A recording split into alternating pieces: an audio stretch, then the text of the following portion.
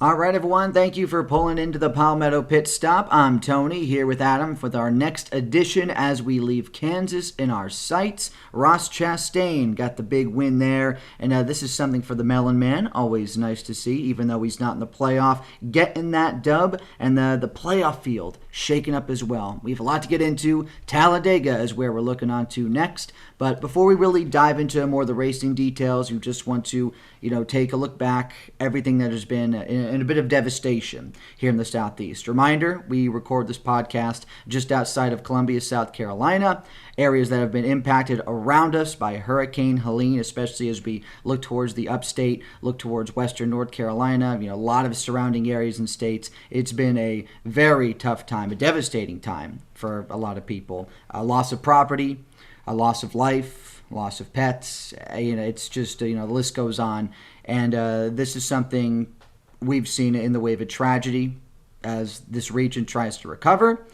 Luckily, there have been some positive stories coming out of this. A lot of people trying to lend helping hands, and that's about all you can do at this point.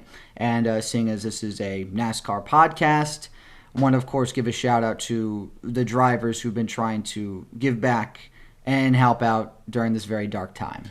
Yeah, a lot of drivers and teams have been doing their best to lend a helping hand in any way they can. You've had the guys, the teams of Joe Gibbs, Hendrick Motorsports, using their private helicopters to bring supplies in to people in need. Greg Biffle, former NASCAR driver, now retired, doing the same, taking his own private helicopter. Still going as of a few minutes before this podcast, still posting updates about the things that he dropped a pin and said, if your family was here, they signaled me in my helicopter. They are okay. They're safe, just without power. And leaving them some supplies. Michael Jordan in 2311 donating $1 million to the Second Harvest of Metrolina and the North Carolina Disaster Relief Fund. A lot of teams giving everything they can, and it's great to see them and the fans and the drivers, just everyone coming together to support awful disaster in the South. Coming from up north, I've seen the hurricanes back in the day, like what were their names? Hurricane Sandy and Irene back in the early 2010s, but I've never been this close to the disaster, and it's for the racing community. I mean, a big portion of the fans and the teams and everybody, just the NASCAR community is so heavily based in the Southeast, specifically the Carolinas. So this is a real tough tragedy that hits really close to home for NASCAR fans and everyone in it. No, of course, and a lot of sad stories will continue to pour out. First responders are still in the upstate, in a lot of portions of western North Carolina, especially around Asheville. Just areas that were just levied by torrential flooding rain, and the wind to boot. That didn't make anything easier for folks, but just some of the impacts that water can have. It's very, very scary. This is going to be a truly historic storm that will go down in record books for a long time. And as we continue to try and pick up the pieces, hoping the best for everyone up that way, and just truly going into the silver lining of, hey, it is at least, great to see all the efforts that are coming together from, yes, the NASCAR community, but of course a lot of the, people and businesses and just efforts here in the Carolinas that are aiding as much as possible. And if you are able, reach out, support the best you can, supply donations, charities, stuff like that. Any little help is more than a lot of people can ask, and even people that I see on a regular basis still don't have power, still don't have internet, and that's hard for a lot of people. That's how they make their living through those. So like I said, any way you can help, please do. And if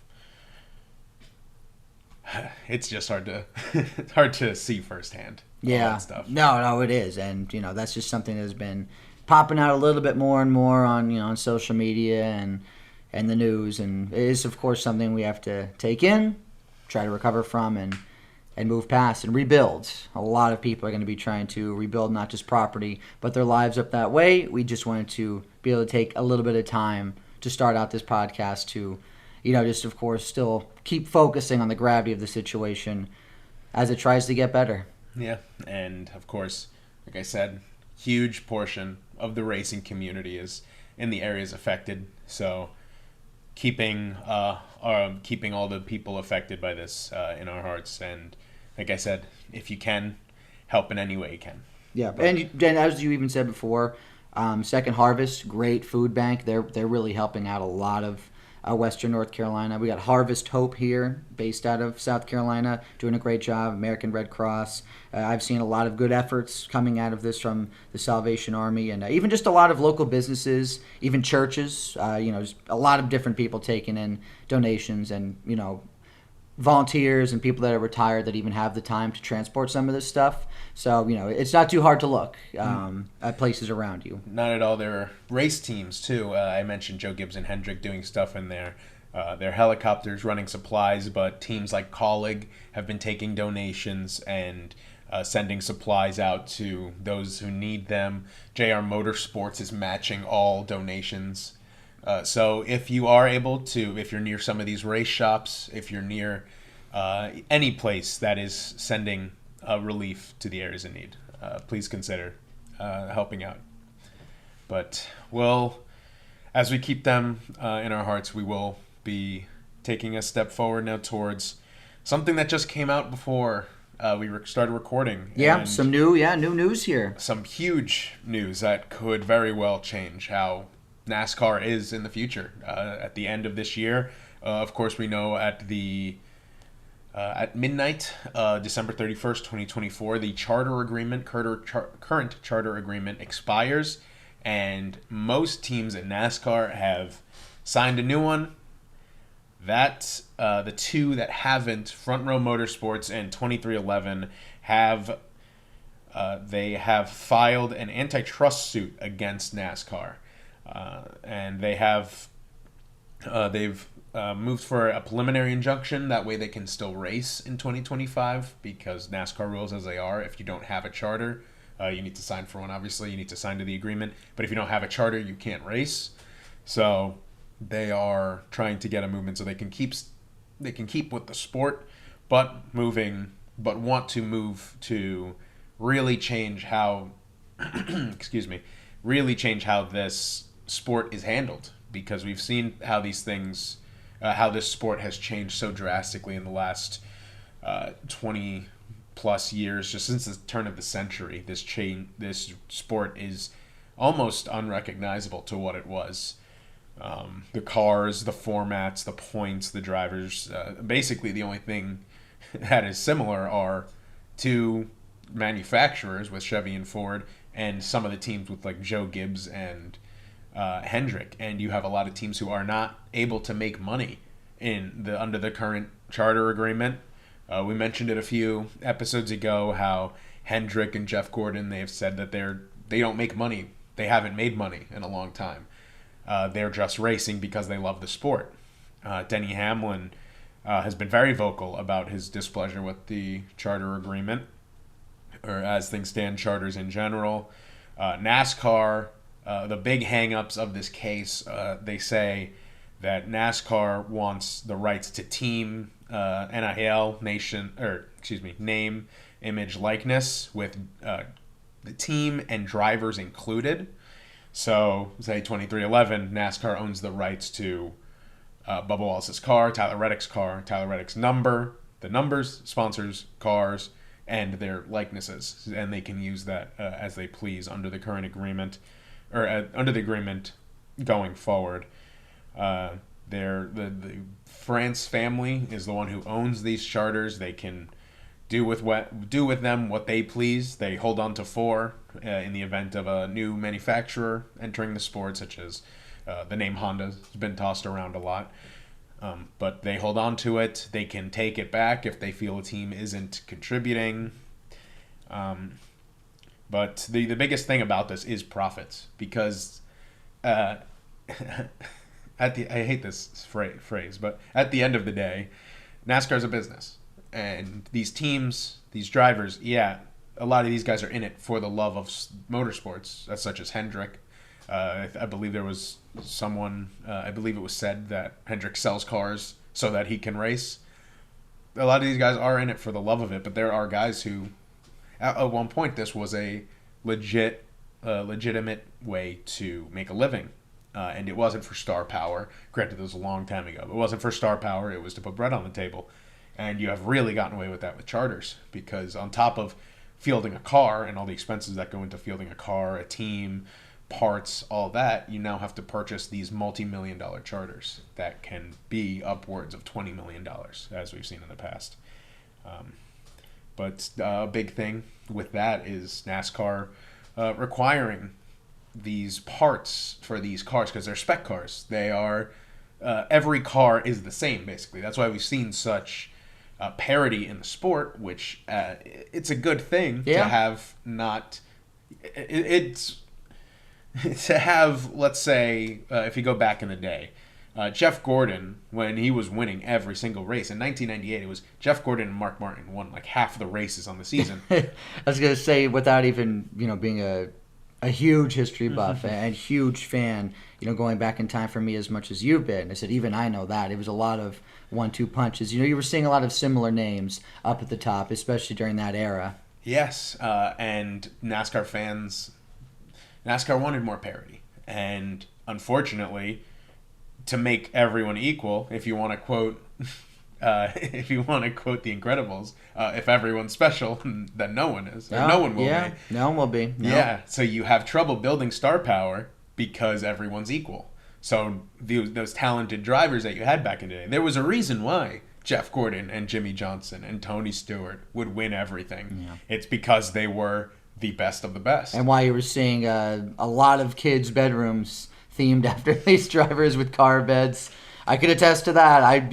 My parents weren't even big NASCAR people, and I had a Jeff Gordon themed room. So there you go. Yeah, if you knew any names back in the day, it was Dale Earnhardt, Jeff Gordon, Mark Martin, Tony Stewart. Like the big names of NASCAR, they were household names. The same way nowadays, household names like LeBron James, Patrick Mahomes, Tom Brady. You have these superstars in these sports because it's hard to make parity out of physical sports like that.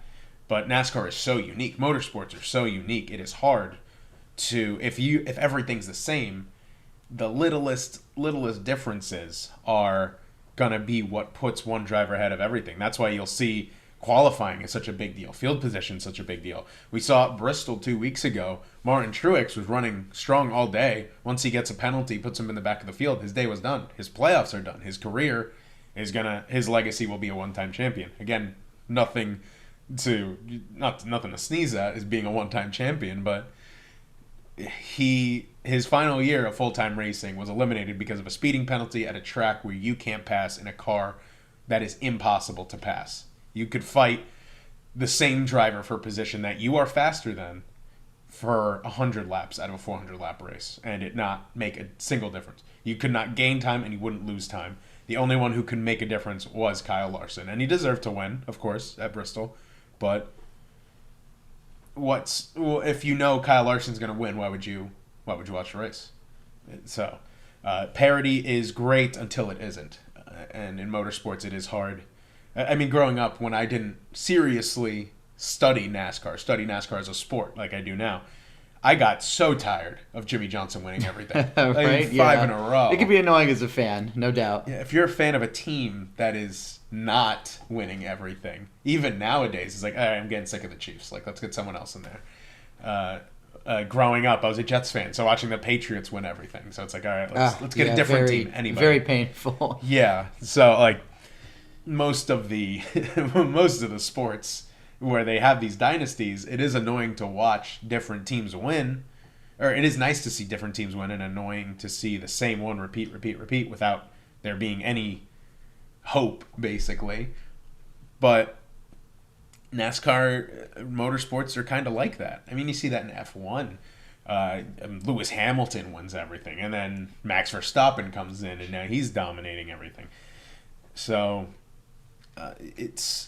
if you make these cars so similarly, there isn't really much to separate them. And you can say driver skill, which I would agree, because if you put in a vacuum, if you put Kyle Larson in a car and then put some guy who runs in the back of an ARCA Series race every week, you put him in the same car, Kyle Larson's obviously, it's like, yeah, he's the better driver. But if you have a guy like I said, in a vacuum like that, but you have SMT data which is showing when to accelerate, how many degrees to turn. It's giving you all the data on how to run the best lines. So if you have the best, you have the information on how to run the best. You have the information on how the leader is running. You can mimic that to a T, and you have the same exact car. How do you gain ground on the leader if you guys are running the exact same lines, exact same speed? You throttle in, throttle out, you brake at the same exact points, you're not going to gain any ground. So these spec cars have really been a detriment to a lot of these tracks. And we're going into a track where super speedways have been a nightmare for NASCAR, the sanctioning body, or not the sanctioning body, but the front offices of NASCAR, trying to figure out how to stop this car from flipping. And they have tried so many things, but it's just not worked yet. So cars are always going to flip. That's just nature. You put fast cars that are built to go straight. If they're not going straight, there's a good chance that they're not going to stay on the ground either. So this whole lawsuit is going to potentially change how NASCAR is ran in the future, because the Frances just have so much power, and the teams, unfortunately, this might be the first time, or unfortunately for NASCAR, might be the first time that they don't hold the leverage, because you created a charter system in order to draw in investors, draw in team owners, because you say, hey, even if you field a team, this, and you put the money in, whatever, you have this charter that you can sell. So if you leave the sport, you still have this as well. So you can sell all your stuff that you paid in, and then you have this charter. But these charters are $20 million. So you still have to put that in. And then there's no guarantee, and it's almost a guarantee in the other direction that you're not making money. So I don't see how you can get into NASCAR. If you're an investor, I don't see how you would get into NASCAR seeing it as a money-making opportunity, because frankly, it's not. Because you have 2311, and if Hendrick's not making money, there's an issue.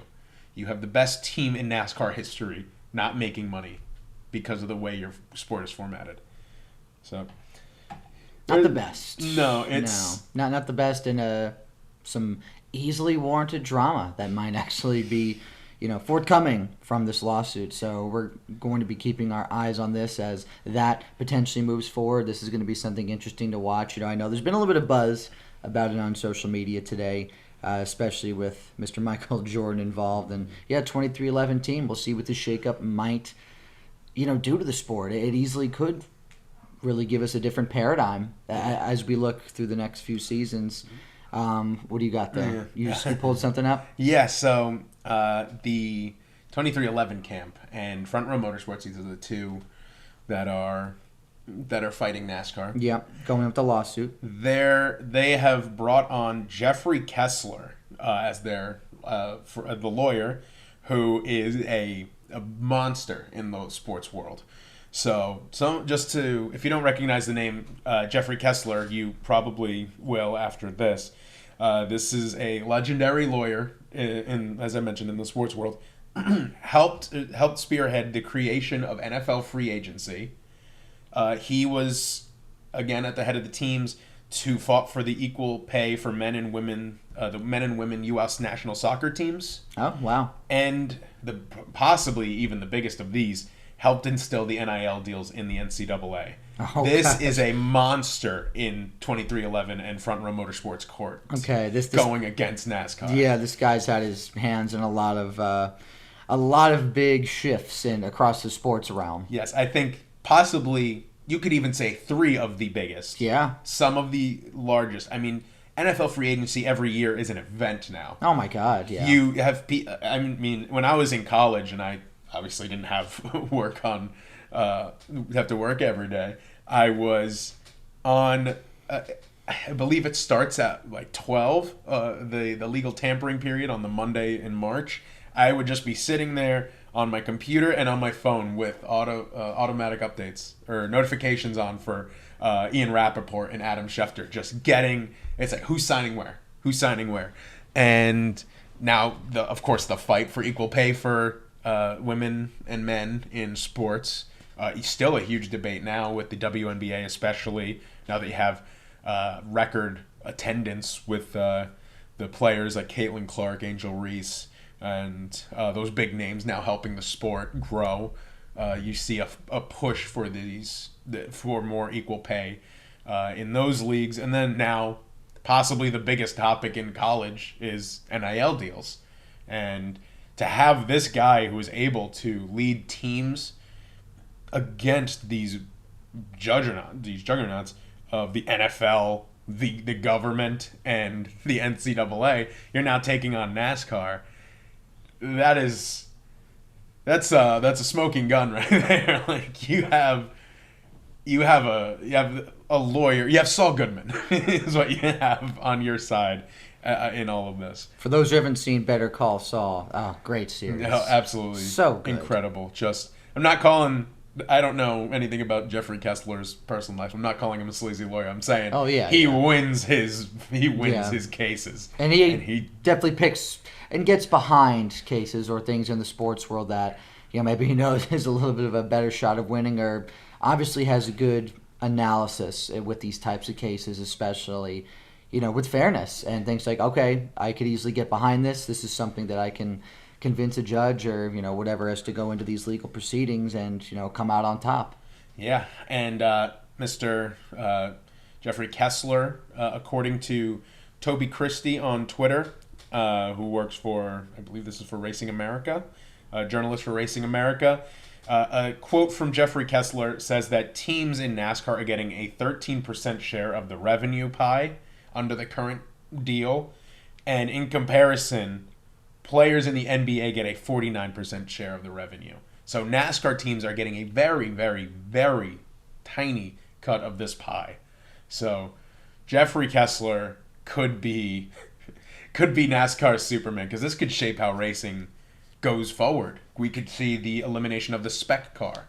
That would mean likely an entirely new generation of NASCAR cars, stock cars. And it would be a short-lived one, as this was only implemented in 2022. But if you get rid of spec cars, I think you basically have to change this car entirely, since it is built to be exactly the same team to team to team. And, I mean, we haven't seen something like that since the Gen 5 era, which lasted from full-time 2008 to 2012. Like, very, very short lifespan until the Gen 6 car was introduced in 2013. So if this Gen 7 car ends up getting the axe after 2 years, there's a lot of fans who would be happy with that. I mean, we've seen what it does to short tracks. Short track racing, unless you get these option tires like we saw at Richmond. Richmond was really the only good short track this year to watch as a fan. You get these road courses, and I it's a shame because I love Watkins Glen. That's an incredible track. I've loved it since I was a kid. The racing's just not good because, I mean, you had a great, the cautions bunched everyone up and it made for a great finish this year, but last year was, all I know is William Byron won. That's only thing I remember about Watkins Glen. It's not, you're not getting the memorable moments or, the big shining examples that you could, just pull out of your brain like, oh, yeah, I remember that. Oh, man, that was crazy. Oh, that was so fun. Oh, I could easily look this up on social media because it was, something that was so shareable or just a fantastic moment for the sport. Not going to be seeing that as much, or perhaps we will. Yeah, more. It depends on how this plays out. If we get rid of the spec car, it might, like I said, we'll probably, if you keep the same generation of car, that is one thing. And then you just let teams do their own thing with it. You have your requirements. NASCAR's always had their requirements.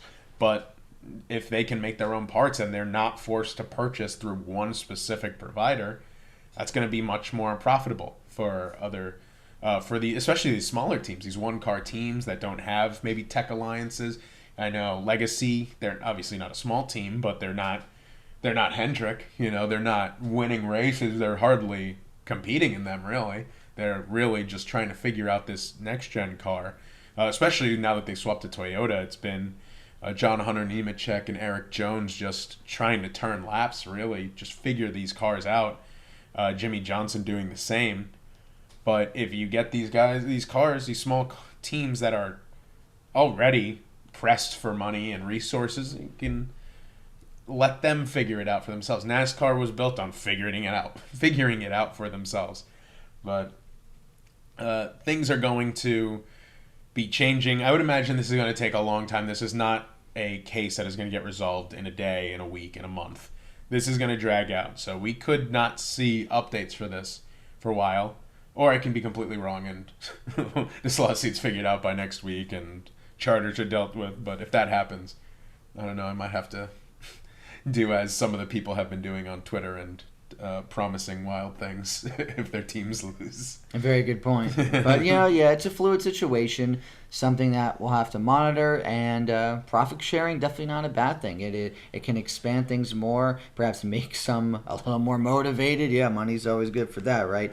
But we will be seeing how this is going to be perhaps shaping things down the road. But we must go down the road after we work to give a recap on Kansas. I know you got to watch the race in a little bit more depth. I was still traveling. I had a flight going into the weekend, coming back from a visit to Pennsylvania to see my family, but did watch recaps and got the list here. Top 10. We already talked about the winner, Chastain. Really nice run. Great race from him. And then a lot of drivers that maybe aren't still in the playoff field, but were in the playoff field overall. Got Byron second, Truex Jr., Blaney, Gibbs in fifth, Bowman, Bell, Hamlin coming in at a nice eighth, Elliott, and then Zane Smith rounding it out there at 10th. Zane Smith has a really bright future in this sport, and it's a shame that his future at Trackhouse was promised and then taken away. But unfortunately, they caught lightning in a bottle with Shane Van Gisbergen. I mean, I don't see how you don't take that opportunity. I think it's unfortunate for Zane, but I think he will find something later on because he is a talented driver. He's doing this in Spire. Speaking of Spire, Justin Haley making his first start in the 7th, unfortunately caught up in a bit of trouble himself. Corey LaJoy, I believe, finishing top 20, top 15-ish, handling well. Oh, yeah, it was 15th. 15th. So Corey LaJoy, that swap looking a bit interesting for the moment, that trade. But having Justin Haley inspire the rest of the year is going to be a little weird since I'm used to seeing Corey LaJoy in that 7 and Haley part-time in that 31 with Hemrick and the rest of the drivers over there. But Kansas, I mean, it wasn't the spring race. Spring race was legendary, especially closest finish in NASCAR history. But it was a good race, solid race throughout. Chase Elliott started the race in the back, had to do an engine swap, and he was almost caught up in trouble when Josh Berry crashed in front of him. Josh Berry, that's something we'll have to talk about too, that whole DVP situation, which keeps rearing its ugly head. But Chase Elliott could have just had his playoff hopes really hit there if he was just a little less fortunate, because that car, I think it's squeezed by probably about an inch or two, but able to clear it, went on to have a top 10. So it's a shame that these next-gen cars perform so poorly on road courses and short tracks, because at these 1.5s, they're fantastic. This racing, you can move people. You can get around people. We saw a lot of people, the fastest lane always looked like the top lane, like right up against the wall, as high as you can get to that wall without hitting it. You saw Reddick, you saw Larson, they run that high lane, and then you saw guys like Ryan Blaney who could make that low lane work. So that track giving all these lanes an equal advantage depending on how well you run them. I don't think we have seen anybody, we've given the title of Checkers or Wreckers to Kyle Larson, but it was not displayed as clearly and as vividly as it was for Christopher Bell. A day of absolutely awfully fumbled opportunities. In position to sweep the stages, late crash in each of them. So with a few laps to go in stage 1, he brushes the wall, ends up falling back.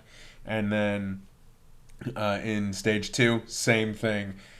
Just loses the points that come with winning the stages, and those could be huge. He is extremely lucky that he had a great first round and he's third in the playoffs right now.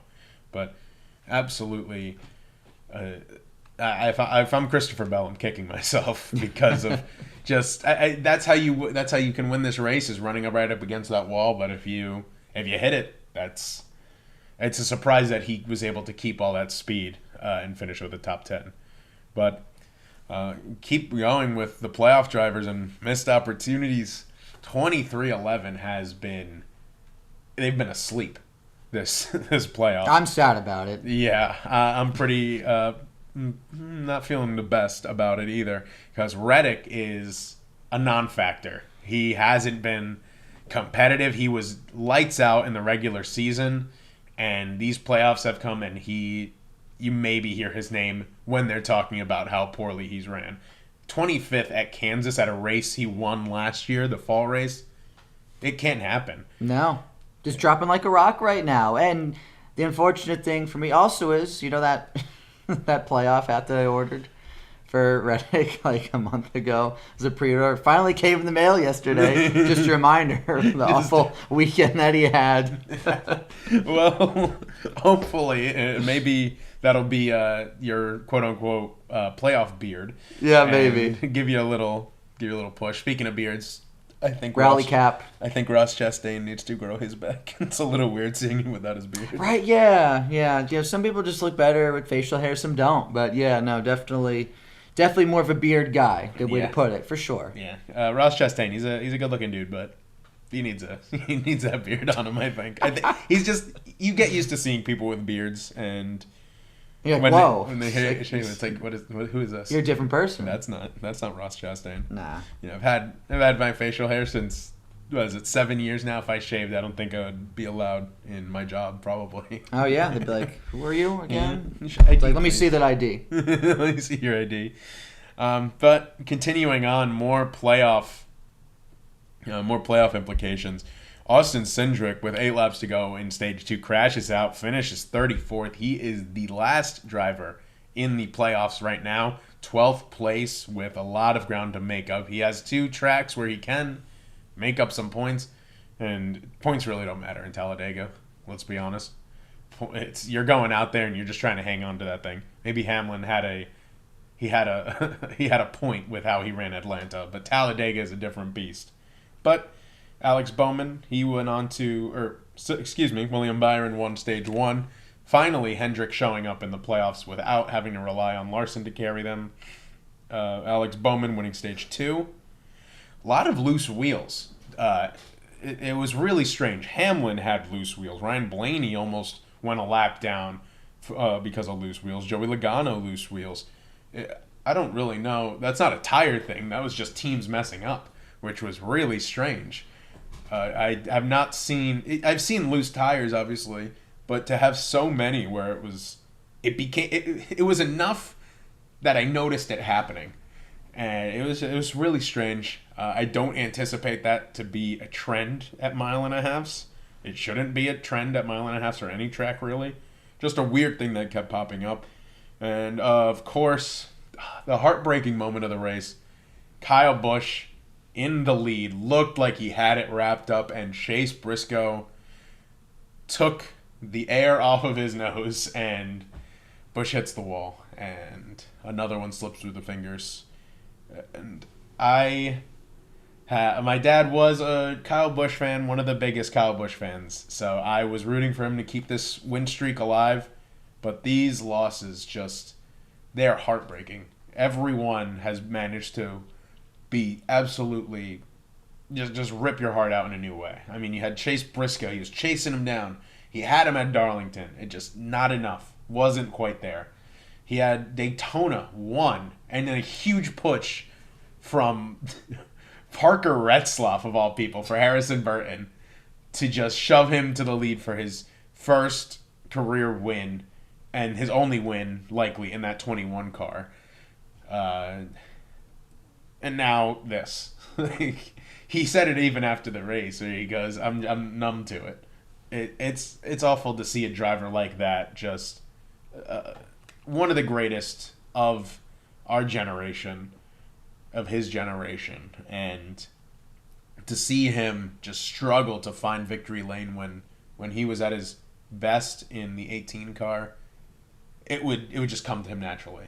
Maybe it's a bunch of years coming back to bite him, where he would just be in the right place at the right time. California 2013, for example, when Logano and Hamlin crash each other on the last corner at California, and Kyle Busch drives around him and wins.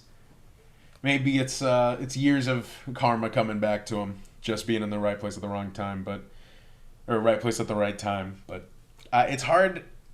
I want to assign blame to Briscoe, but at the same time, he's fighting for his playoff life. He is. That's another thing you got to consider too. Yeah, and this is Stewart-Haas's last run as a team. He can't just let Kyle Busch go around him because he's having a feel-good moment.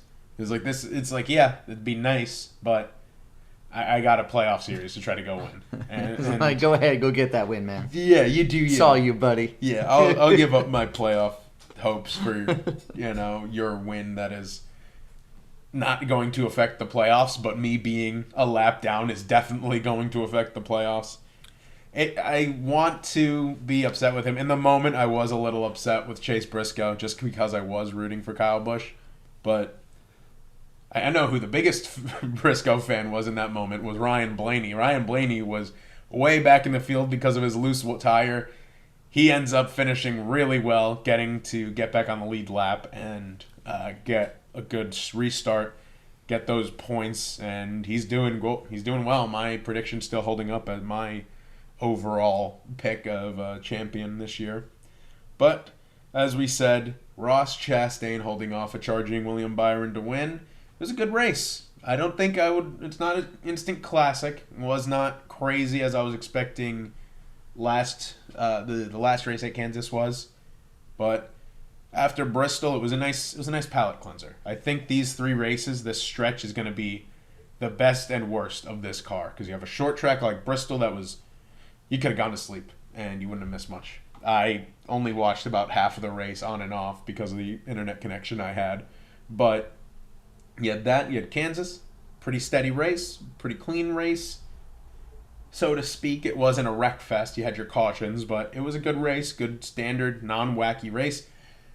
And we go to Talladega next weekend. That's right. So, when you look back at Kansas with such a, big track coming up, maybe for the best, it was just more of a little bit more of a humdrum race, nothing too crazy, nothing groundbreaking and historic, but as you're now going to one of the, big crown jewels of racing in the heart of the playoffs here with a lot on the line, it could be setting up for that type of drama, that type of tension, especially as there are, a handful of guys here near the cut line, with Reddick, as we discussed already, dropping like a rock, really needing to have a comeback, and, drivers, such as Elliott that need to hold him off, Hamlin, who's made a nice jump, a lot of guys that are going to be jostling for this position, and what better of a track to do it on? Yeah, they call Bristol like the last great Coliseum. I think Talladega might be the last great bloodbath, because that is,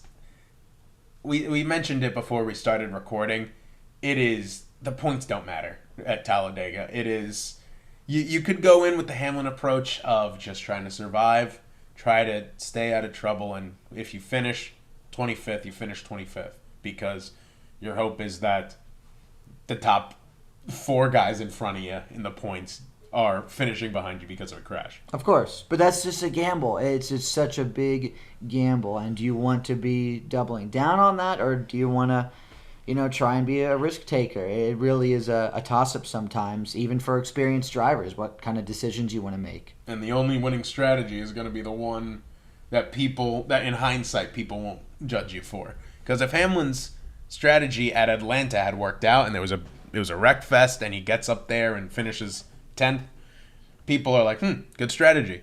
But because it wasn't a wreck fest and he gets caught up in the wreck anyway, people are like, what was he doing? Why are you doing this? But Hamlin's on the full he's on the full attack now. So I fully anticipate him being up towards the front all of Talladega, at least competing. But this is a survivor's race. We saw it at Daytona. It was a handful of cars that survived without damage, and it was one of those cars that ended up winning the race. So Talladega, they were trying. There were discussions on how to change this car to prevent it from flipping. Talking about putting a diffuser on the front windshield. When Denny Hamlin made points about how that's a terrible idea because it's going to restrict view. It's going to restrict your view because you have to look out your window a lot, obviously, to your left. And if that's there, or if it's not on the right side, you're blocking view at a track where you need to be perfect because a slight, an inch of a miscalculation by an inch is going to make a pileup of 20 cars. So they ended up not putting these front windshield diffusers, thankfully, because racing aside, this car aside, whatever, the diffuser just looked ugly. It just made these cars look really ugly. Personally, I am not a fan of how these cars look anyway. I am not aesthetically, the Gen 7 is very, very ugly to me. But I'm also a Gen 5 apologist, so oops. But I love those. It might be nostalgia, but those 2011 Gen 5 cars with the big ugly spoiler on the ground and the thick bumpers, I love those cars so much. And of course, Gen 4 being possibly the prettiest cars in all of racing when NASCAR was at its peak in 2005, 2006, especially those restrictor plate cars where it was that flat front, the flat nose. Oh, those were cool. Yeah. Every like those cars. Talladega, Daytona, those cars came out. I was so excited. Those cars were beautiful. I'm upset that I could not buy those in Walmart as a kid, just the flat nose drafting cars. But doesn't matter because Talladega, as we mentioned, absolute crapshoot. It is survival of the fittest. And I could reach my hand into a bag of names, pull out 3, and that would probably be just as accurate a prediction. I don't even know. I did not get a chance to look at the betting odds for the favorites this weekend, but I imagine they're around the same. Probably didn't even want to. It's like, you know what? What's the point? Just going to try and rack the old brain, see some trends, and, maybe spin a wheel. Give us so what are you thinking? I know it's it is a little tough picking with some of these types of races, but yeah, it really is just who do you think is going to be alive at the end of it. So I'm looking at the betting odds right now, and it makes sense who they have at the top bunch. The top 3 betting odds, all 9-1 odds, are Brad Keselowski, Joey Logano, Ryan Blaney. That makes sense. Fords have been great this postseason. Yeah. Very fair. If one of those guys wins, I would not be surprised. But as for my official predictions, sadly, you weren't here last week to celebrate with me. Kyle Larson being our first correct prediction. All right, yeah. Sadly, it was a very boring race. I noticed, but hey, we figured he was gonna make that fight back. He was just due. He was not going to get round of 16. He could not be a first and a one and done. No. I don't know what I would have done. They might have reconfigured the entire playoff system if a Hendrick driver got bounced in that way. It's like, just guys, 3 stinkers in a row. We need this guy in there. You got to change the rules. Oh, wait, there's this little bylaw here that says that Larson must be in the round of 12. Yeah, at least. Sorry. If he gets eliminated now, it's like, all right, you lost your mulligan. But there's no way Larson was getting bumped out of the round of 16. He's just too talented. His luck has to change. He had that crash this weekend at Kansas, a very similar thing, but his luck kind of benefited him. He did lose a tire, but he was right up against the wall when it happened. So if he was at the bottom of the track, if he drove Kansas like Blaney, where he was at the bottom of the track, if he blows that tire, his day's done. There's no hope. I mean, he was slow the rest of the day, where it didn't look like there was much damage on his car, but he was non-competitive the rest of the day. But he finished. And that's really all that matters. But as for official predictions, like I said, I just looked at the odds as we were recording. But my first pick was going to be originally Ryan Blaney. Won this race last year. Ford's have been fantastic. He is the only one of the top Ford guys, I feel, who hasn't won, who's just due for a win in this playoff series, or in this playoff run so far. We had Logano win the first race. You had Chris Buescher. I know he's not a playoff driver, but won at Watkins Glen. I think Ryan Blaney is just due. He survives Talladega, assuming nothing happens to him. He was in position to win in the spring of last year before he and Bubba got tangled up in that on the last lap. And the guy who won that race is my second pick, because I think with all the pain and suffering that has happened, if you put yourself in position to win enough times, you will eventually win. And that's why I think Kyle Busch can end the drought and continue the streak and win for Talladega this year. And why not? Because like I said, I'll put my hand in a bag and just pick out a driver. I'm just going to go for my guy. I have not picked for him yet to win on this podcast, but I think Bubba can get it done. This is the sight of his first NASCAR Cup Series win. Though rain shortened, he has shown he can be up front at these drafting tracks like Talladega, Daytona. He's finished well at these tracks, assuming he doesn't get caught up in issues. He's won at Talladega, could have won in the spring of last year. He can do it, I believe. So my three drivers, recap: Kyle Busch, Ryan Blaney, Bubba Wallace. I share the same sentiment for you with Busch. I'm going to have him in my three. Would really like to just to see him get it done, just because of how just tough a lot of those losses have been. He's been so close. For him, the story has been close but no cigar.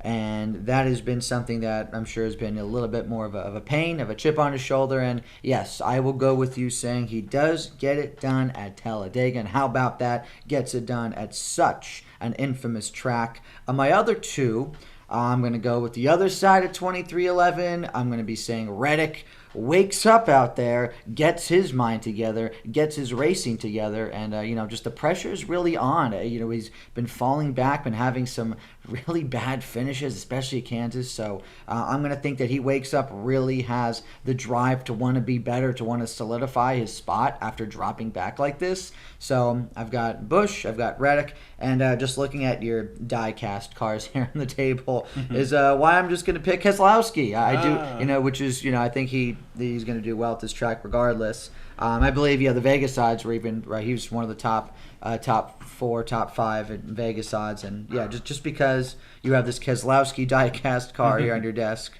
I'm going to be picking him as my other potential winners. So for me, I got Keselowski, Reddick, and Busch.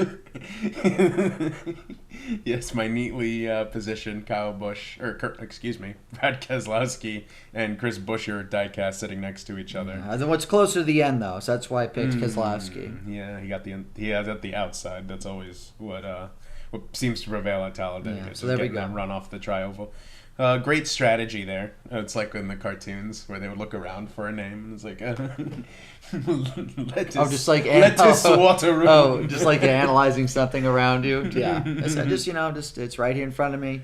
So that'll be my three. All right. Well, Talladega, always a crapshoot. The cut line is looking almost predictable outside of Reddick. Reddick, of course, -4 somehow. I mean, I know he's ran bad, but how? He was just so consistent, and then once the playoffs are on, he's fallen asleep at the wheel. Daniel Suarez in 10th, -14. Chase Briscoe, -25. And Austin Cindric, -29. Again, the points after Talladega matter, because you could be 29th, and Cindric could easily win. He's won the Daytona 500. He can win at I keep calling them restrictor plates.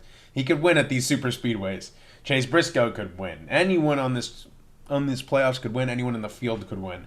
I've seen some people, their predictions being Carson Hocevar gets his first win. I could see it. Carson Hocevar, very talented young driver, but it's who survives.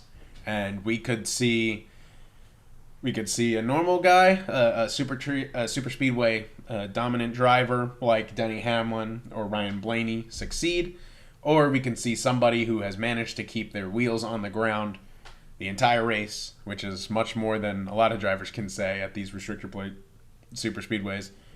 I mean, Tyler Reddick, even when he won in the spring, he was just there when Michael McDowell just lost control of his car and crashed in front of the field. That's just how these things go. So anyone's guess as to who's going to win. But as we move on to our final turn, we started off, unfortunately, with a lot of bad, sad news.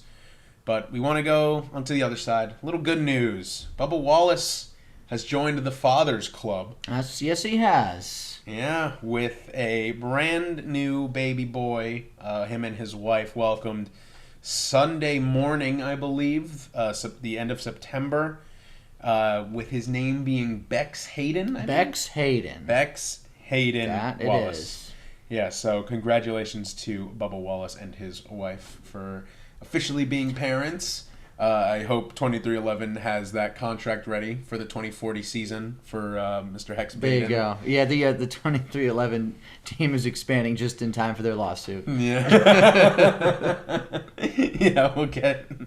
By then, hopefully things will be suited up. Or it will just be getting to trial by the time that Bex Hayden is ready to get behind the wheel Who of a knows? Cup Series car with how 20, slow these things 20 are. hours, 20 years, we'll see. Yeah, we'll see. But that is all I have for the good people of the Palmetto Pitstop. Yes, and thank you, everyone, of course, for taking a stop here. I am Tony. That was Adam. Appreciate you being here. And as always, we will see you next time.